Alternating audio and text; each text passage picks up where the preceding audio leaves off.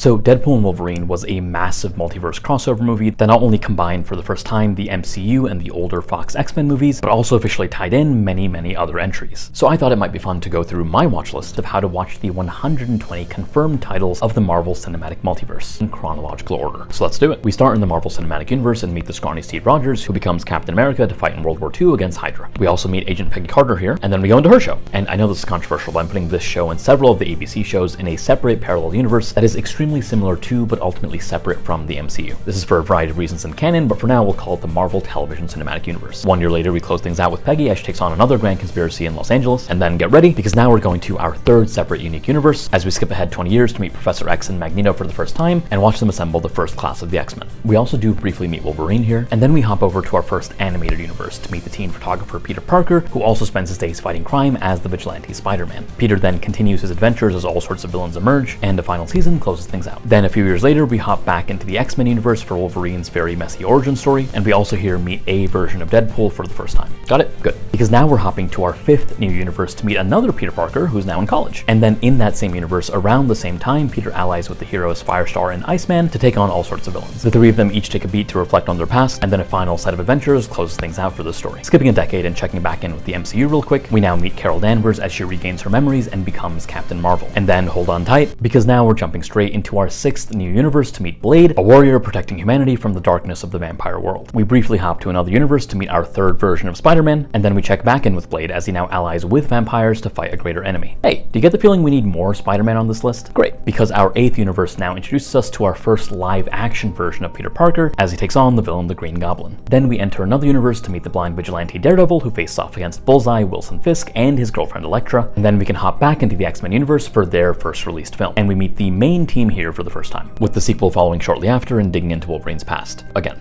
Back in the Raimiverse, Peter Parker is struggling to balance his life as Doc Ock causes havoc. Over in Blade's world, the war against vampires reaches new heights and dangers, and then a tie-in TV show closes out his story. And then we're gonna make one final visit to the Raimiverse for Venom and Sandman's antics. Hey, remember Elektra? Well, back in that universe, she gets her own movie now too. And we are not slowing down, because now we arrive at our 10th universe to meet a group of 4 scientists who all gain powers when a space mission goes horribly wrong. Over in the Fox universe, various mutants get into an all-out war involving Jean Grey, and we can close out this trilogy. And shortly after, the Fantastic Four meet an alien who tells them to prepare for their imminent doom. And now, back in the MCU, we finally arrive at their first released movie to watch arms dealer Tony Stark grow a conscience. But really quickly, here's another version of Spider-Man, with a second season extending his high school and crime-fighting dramas. Back in the MCU, Tony struggles with a bit of palladium poisoning, and we also meet Black Widow and Nick Fury of S.H.I.E.L.D. here. Meanwhile, Bruce Banner deals with his own belligerent health issues, and then the spoiled Prince Thor learns that it's really not all about him as he battles his brother Loki and meets and falls for Jane. We also meet Hawkeye here, and then we finally get to the Avengers, the first big crossover event for the MCU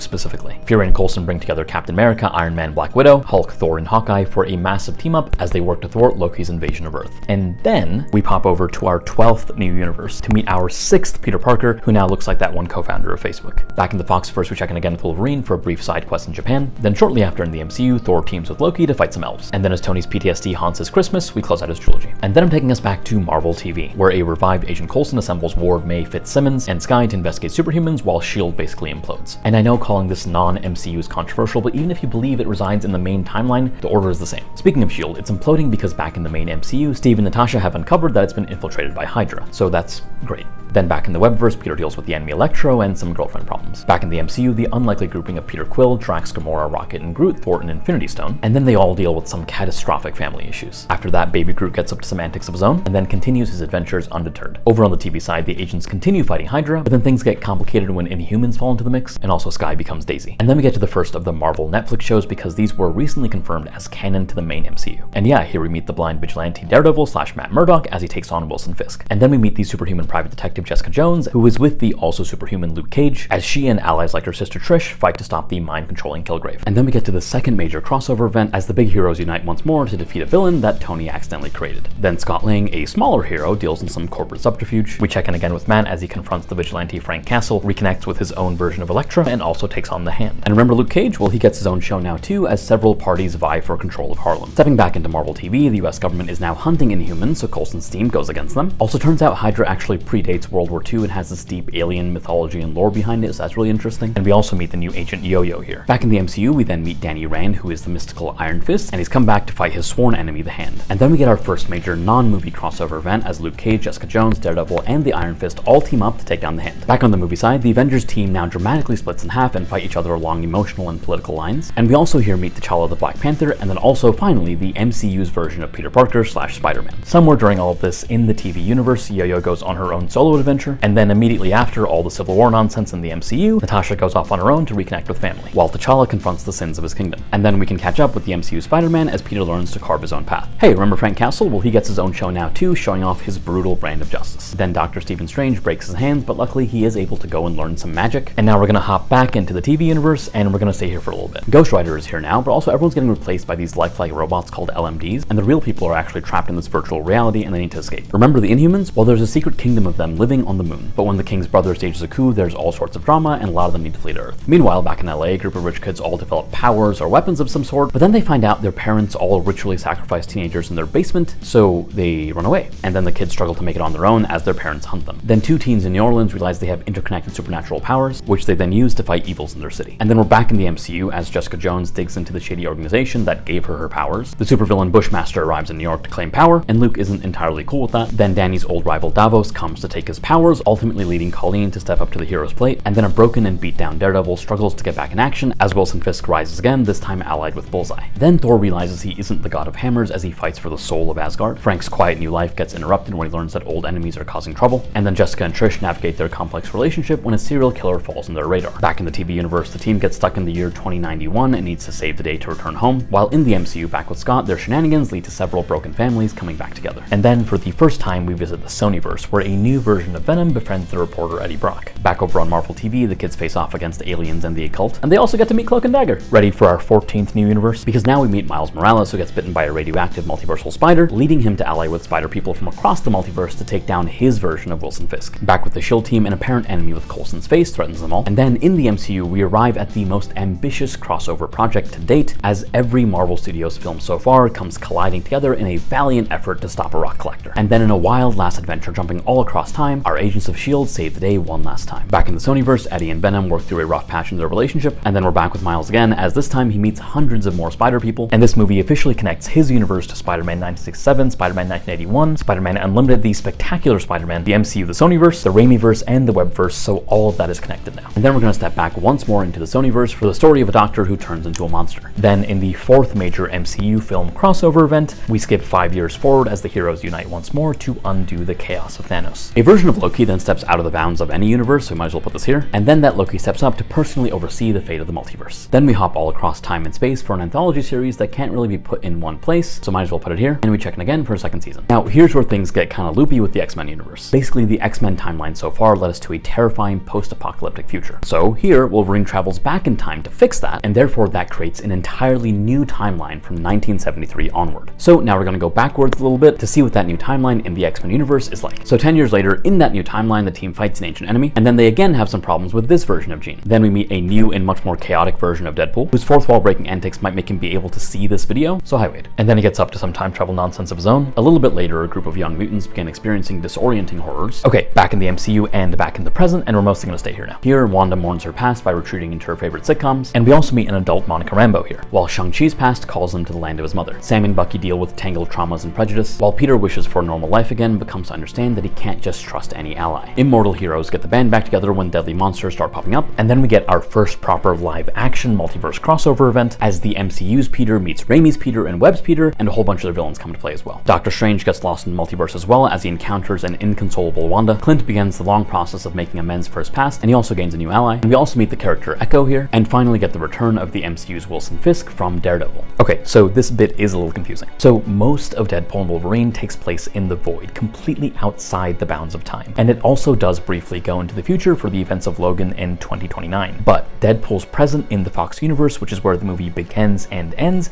is still in the year 2024. So based on that, I'm gonna put this here. But if you want to put it later, closer to the end, I think that's valid too. But yeah, this movie officially ties together the MCU, the Fox universe, the Fantastic Four universe, the original Daredevil's universe, and Blade's universe. So all of that comes together now and makes a lot of this list possible. Okay, then in the MCU, we hop over to London to meet Stephen Grant, who shares a body with the mercenary Mark Spector, and who both have powers via the Egyptian god Khonshu. Then, after T'Challa passes, Wakanda struggles to move on while facing a powerful new foe from the depths of the ocean. And then we take a brief trip to Oklahoma as Echo reunites with family and defeats Wilson Fisk once more. Bruce Banner's cousin Jen finds her legal career complicated when she gains the powers of a Hulk. Thor reunites with Jane Foster when a deadly god killer is at large. Jack Russell allies with Elsa in a deadly monster hunt. Drax, Mantis, and a very confused Kevin Bacon learn the real meaning of Christmas. And then superhero fanatic Kamala Khan gains powers of her own from her Nani's bangle. Then Scott and his family finally enter the quantum realm to face the fearsome enemy Kang. Peter and his team go on one final mission to save Rocket from his creator. Factions break out in the Skrull community on Earth, with one leader having no intentions of sharing the planet. And then Kamala meets her hero Captain Marvel, and both ally with Monica Rambeau as the Kree seek revenge. And then all roads lead back to this, where we step once more back into the Fox X-Men universe for a both grim and cathartic look into where our original Wolverine story ends up. So that's all of them. That's 120 entries and 14 distinct universes, 15 if you count the outside of universe setting. Also, if you are a Marvel fan that has your own multiverse order, I'm sure there are places where our lists don't entirely line up, because in mixing this many timelines and stories, there's bound to be contradictions. So I think there are actually multiple correct ways to do this, but this is just the way that I'd recommend if you want to go chronological. But let me know if you think something different. So happy binging. And then get ready, because with everything happening with the MCU, the Spider-Verse, and even the Sonyverse, I get the feeling this list is about to get much bigger really quickly.